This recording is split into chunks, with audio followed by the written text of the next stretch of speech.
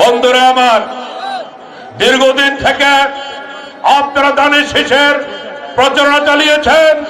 ধান গাছ বড় হয়ে গেছে, এখন ফসল নেওয়ার সময়। বন্ধুরা আমার, সেই ফসল নেওয়ার সময় কি জানেন? সেটা কত তারিখ?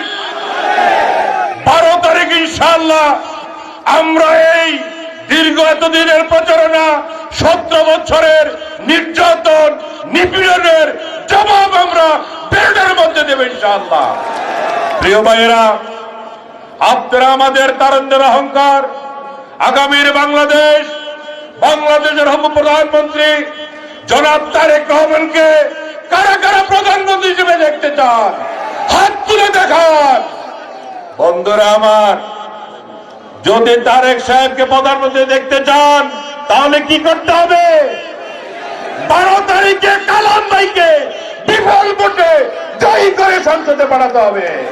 বন্ধুরা আমার, আমি আমার বক্তব্য শেষ করছি এখানে। সবার কাছে সদস্য অনুরোধ, এই সমাবেশ থেকে খুশি হওয়ার কিছু নাই।